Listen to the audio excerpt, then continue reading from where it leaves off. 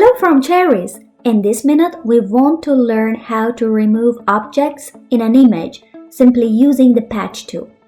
This is a quite easy and helpful technique. In this image, we want to remove some of the shape.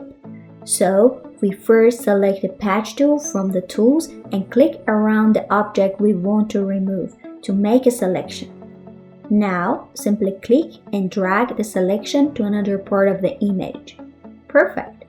We can do the same to any object we want to remove in the images using this technique.